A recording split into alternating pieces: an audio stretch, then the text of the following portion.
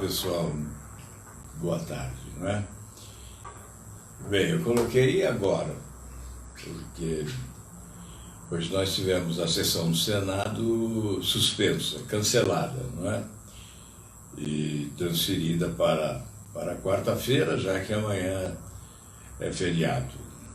No meu entendimento, deveríamos também realizar a sessão no feriado, já que estamos com uma quantidade enorme de projetos aguardando deliberação no Senado, uma vez que os projetos que vêm do governo, né, do Poder Executivo, estão ganhando prioridade. Eu perguntei agora, em função exatamente de não ter sido aprovada hoje pelo Senado a medida provisória 905, essa que gera empregos, que tem por objetivo gerar empregos. Na verdade, ela já existe há 120 dias e nós não sabemos qual foi o resultado prático, né, o resultado positivo desta medida provisória, que pretende gerar empregos no primeiro emprego, especialmente no primeiro emprego, e também para aqueles que possuem mais de 55 anos. Bem, por que o Senado não votou? Vamos lá. Essa medida provisória chegou ao Senado na quinta-feira.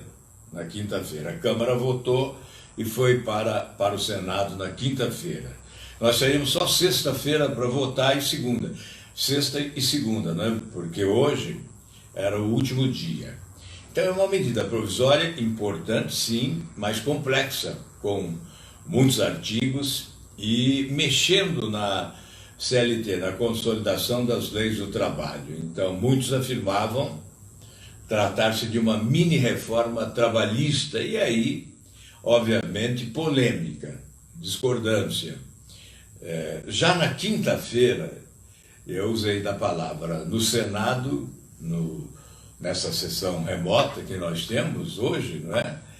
E disse que a solução seria o governo reeditar a medida provisória, que nós não teríamos tempo de aprimorar a proposta e, obviamente, se mudássemos qualquer coisa, ela retornaria à Câmara e aí não teria mais tempo, ela seria realmente arquivada, caducaria. Isso na quinta-feira, veja só. Aí no sábado de manhã liguei ao presidente Davi Alcolumbre e disse a mesma coisa, disse: olha, a saída para o governo é a reedição dessa medida provisória. Não se deve exigir do Senado milagres de última hora, não é? Veja, como condenar o Senado por não ter votado esta medida provisória se ela chegou em cima da hora? E o Senado é a casa revisora, tem que aprimorar, tem que corrigir eventuais equívocos, não é? Como poderia ocorrer isso num curto espaço de tempo? Então, obviamente, nós temos que ter bom senso, não é?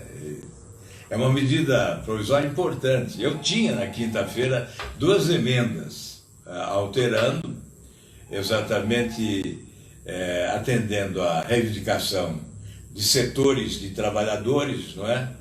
O Ministério do Trabalho, Ministério Público do Trabalho, enfim, tinha 2 emendas. O que eu fiz? Eu retirei. Por quê? Porque sabia que não daria tempo. Então eu pergunto, por que não facilitar? Por que ao invés de dificultar, não facilitar? Ou por que tornar aquilo que é fácil em difícil, não é? Primeiro desgastar o Senado para depois adotar a medida que já deveria ter sido adotada na sexta-feira. Bastaria, eu mandei uma mensagem para o ministro Paulo Guedes, né, dizendo isso: olha, por que não reeditar a medida provisória? Aí falei com o presidente Davi, ele também tinha a mesma opinião. Agora até mandei os cumprimentos a ele, porque na verdade ele que conversou com o presidente para acertar essa reedição da medida provisória. E como será essa reedição? Evidentemente, se eu influísse no governo, eu reeditaria quase tudo, aproveitando aquilo que durante os debates no Congresso surgiu como avanço, como aprimoramento. Então, eu reeditaria quase tudo, retiraria 2 ou 3 pontos polêmicos, inclusive eu tinha emenda para isso, né? Retiraria 2 ou 3 pontos polêmicos e aprovaria e reeditaria o restante. Então vai lá, primeiro emprego depois dos 55 anos, desoneração da folha para estimular o emprego, etc. E aí me perguntaram, hoje um jornalista me perguntou se isso acaba assim que acaba a pandemia. Eu disse a ele, se eu fosse o governo, eu colocaria 2 anos de vigência, porque nós teremos o desdobramento dessa crise. Teremos o desdobramento dessa crise, ela não vai acabar no dia em que o vírus não estiver mais infectando as pessoas. Eu espero que seja já em julho, não é? Mais tardar em agosto, se Deus quiser que isso venha a ocorrer, não é? Mas eu colocaria 2 anos, por quê? Porque nós teremos o desdobramento dessa crise, nós teremos desemprego, teremos, infelizmente, fome, teremos empresas quebradas, não queremos isso de forma nenhuma, por isso que defendemos as medidas mais ágeis do governo, a política de crédito, não é? Por isso que eu defendo, inclusive, a utilização de reservas internacionais, uma parte, e emissão de dinheiro novo, outra parte, exatamente para dar essa cobertura necessária ao setor de empreendedorismo do Brasil, assegurando a manutenção dos empregos e dos salários durante este período. Nós temos que alongar os benefícios dessa medida provisória, pelo menos por 2 anos, sim, exatamente para que possamos determinar uma retomada do crescimento econômico, uma vez que há uma previsão de queda significativa, talvez a maior da história, já se fala acima de 5% de queda do Produto Interno Bruto neste ano, e no próximo ano, certamente, no desdobramento da crise, haverá continuidade da queda do Produto Interno Bruto. Então, nós temos que olhar um pouco adiante, né? Além do final da pandemia. E a dívida pública vai crescer, preciso considerar isso. Nós vamos ter que enfrentar agora a outra situação, que é esta dos estados e municípios, a proposta que a Câmara aprovou, com a qual o governo não concorda. Eu estou sugerindo de novo, encaminhei sugestão ao ministro Paulo Guedes por escrito, estou sugerindo outra vez medida provisória para resolver esse impasse. Se o projeto da Câmara não é aceito pelo governo e também não é aceito, pelo menos por parte dos senadores, eu não concordo inteiramente com esse projeto. Porque é preciso considerar o seguinte, nós temos que ajudar os estados e municípios, isso é imprescindível. Por quê? Porque o Estado não pode emitir dinheiro. O Estado não tem outros instrumentos de cobertura financeira quando há essa debacle, né? Uma queda brutal da receita pública. O Estado não tem onde buscar, não tem fonte. O município da mesma forma. O governo federal, ao contrário, tem. Ele busca, por exemplo, as 2 sugestões que eu faço, a ampliação da base monetária com a impressão de dinheiro novo e a utilização de parte das reservas internacionais. Temos hoje 370 bilhões, o governo poderia usar 70 bilhões das reservas internacionais. No ano passado já usou 30 bilhões e ninguém sentiu falta, não é? Então, é preciso sim socorrer estados e municípios. Mas vamos dizer uma verdade absoluta.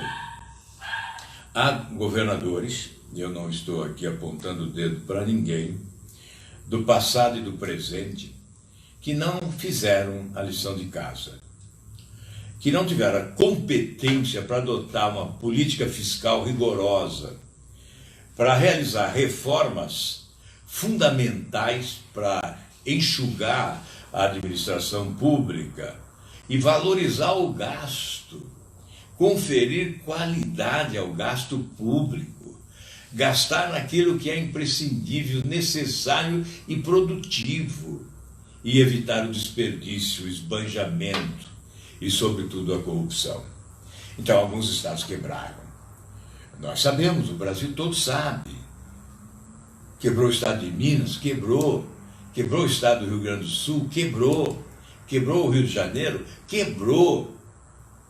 Muita corrupção e incompetência, aliás, corrupção até agora, né? Poucos dias, denúncia de corrupção na área da saúde lá no Rio de Janeiro. Enfim, alguns então querem resolver problemas antigos, novos e futuros em razão do coronavírus.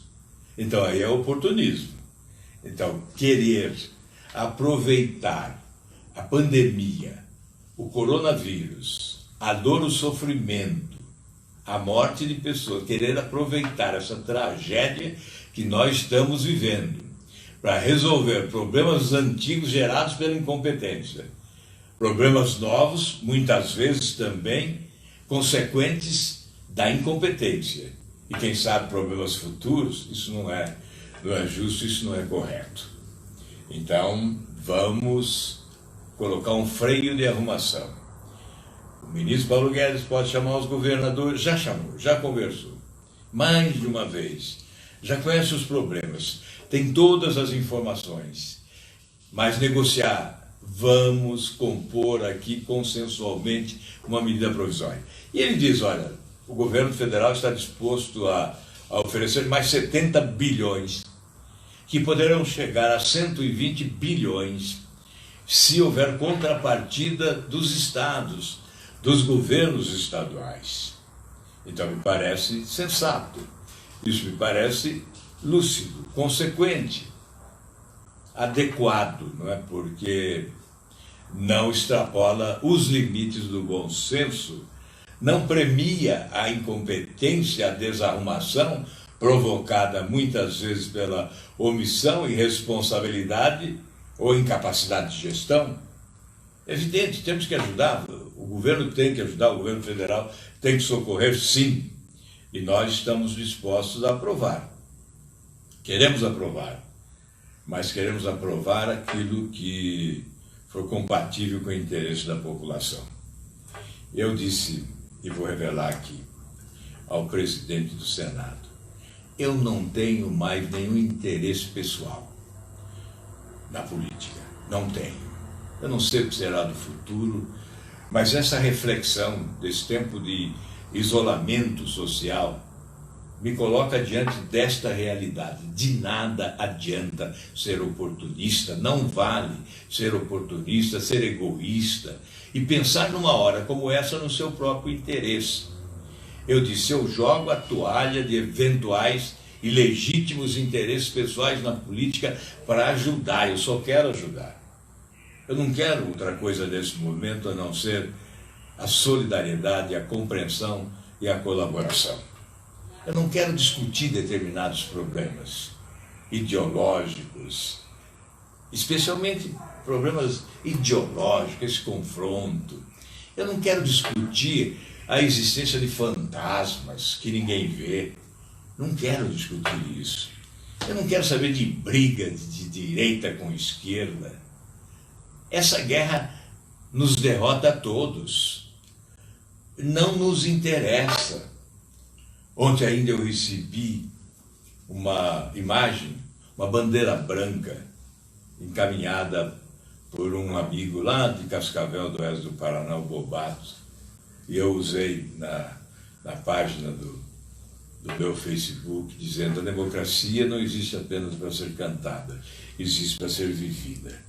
E essa bandeira branca propunha exatamente isso: vamos acabar com essa guerra. Essa guerra não ajuda ninguém, essa guerra derrota a todos nós. Por isso eu coloquei essa bandeira branca que veio lá do oeste do Paraná. Então eu disse isso ao presidente do Senado. Não quero discutir determinados problemas. Não coloco nenhum interesse pessoal. Eu recebo às vezes aí dos amigos, dos meus seguidores e tal, sugestão, você tem que ser presidente do Senado. Eu digo, não é hora de discutir isso. Não há essa pretensão. Jogo a toalha desse interesse no chão, porque agora é hora de pensar no Brasil. Pensar no que é melhor para o nosso país. Eu vou evitar de colocar aqui certos problemas. Eu sei que você imagina o que eu penso sobre eles.